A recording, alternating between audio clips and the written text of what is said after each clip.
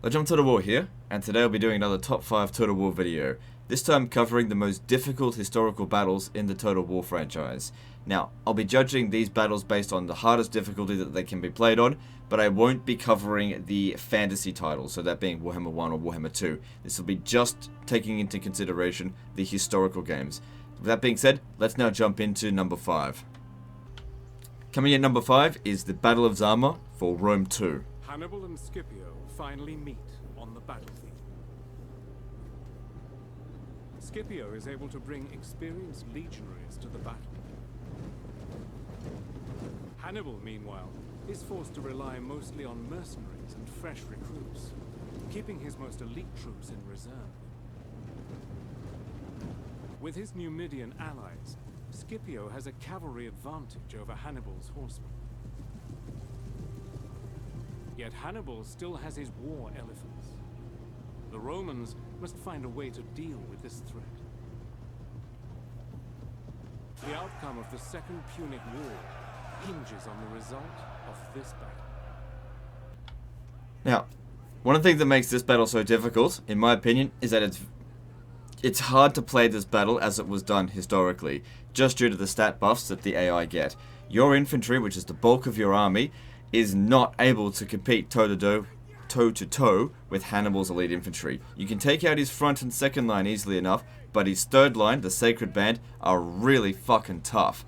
The elephants and the enemy cavalry, not a problem. You can take them out easily. But the thing is, if you send your front line, or just your entire force, into fight early on, while your cavalry is dealing with the enemy cavalry, your entire infantry will get so beaten up that when your cavalry does get freed up to rear charge Hannibal's army, you're not going to be able to do enough damage. So a large part of what I have found to be effective in this battle is to pull your infantry back until the cavalry has been dealt with, deal with the front line first, take a break, then deal with the second line, then take a break, and then bit by bit take out his elite infantry. And even if you do that, you're probably still going to lose the majority of your army, just because breaking those last few troops is so damn difficult. They are probably going to fight to the death no matter what you do, and it's largely just because legendary difficulty buffs. Anyway, let's now move on to number 4. Number 4, is the Battle of Cartagena for Total War Attila. Has constructed a fleet with which he plans to invade Vandal-occupied North Africa. Aware of the possibility of attack, the Vandals have struck first, before the Roman fleet becomes unbeatable. A number of Western Roman captains have been bribed, and now fight alongside the Vandals.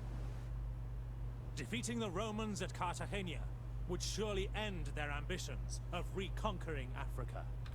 Now, what makes this battle so difficult, in my opinion, is the fact that you are thrown into combat immediately with basically no time to prepare. The balance of power was not that bad, truly. Now, what I found to be effective is basically grouping up your melee troops and or your melee ships, I should say, and just throw them in there. This is a sacrifice where you just get your artillery ships then to bomb the clustered artillery ship, but keep your missile ships in reserve. Of course, targeting their missile ships. Once all of their missile ships are taken down, your missile ships are then able to, one at a time, burn down the enemy ships.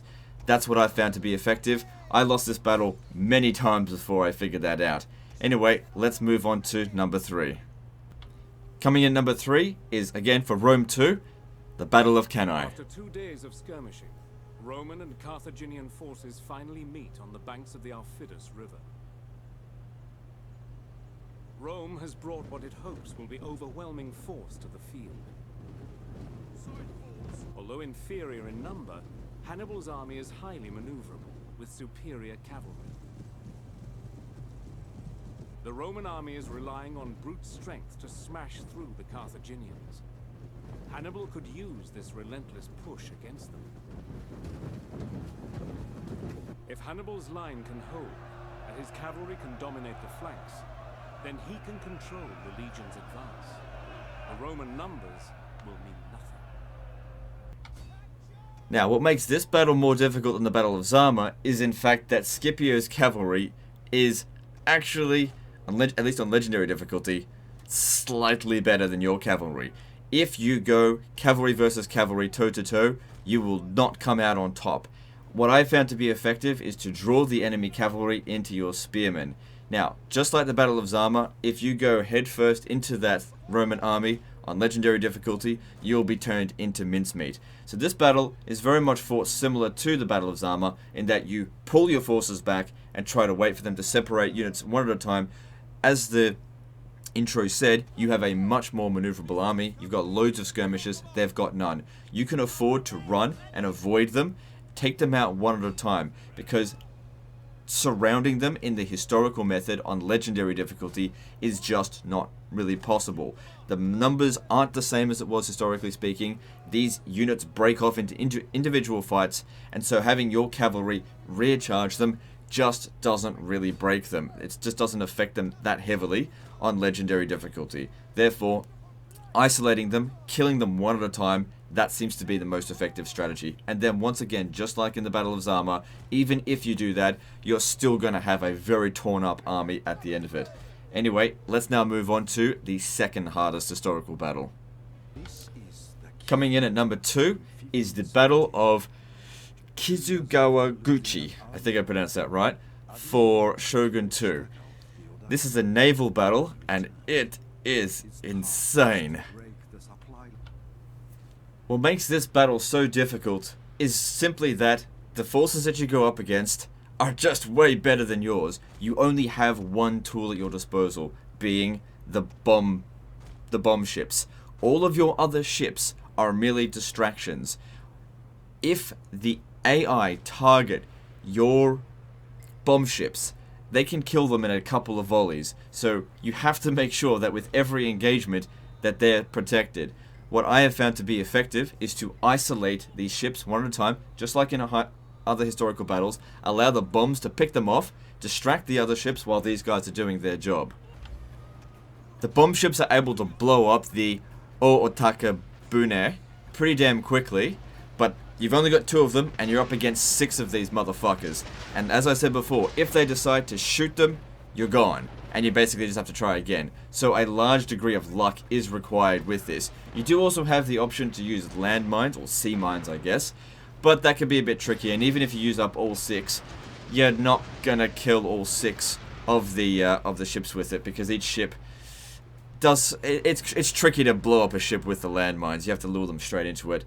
But it is a possible battle to win, but it is very difficult. Anyway, let's now move on to number 1, the hardest battle in the historical franchise.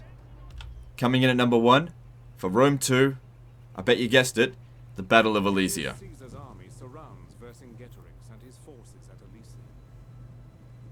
The Romans have built 2 walls of fortification, one to blockade the city, and another to defend against the Gallic reinforcements that now arrive.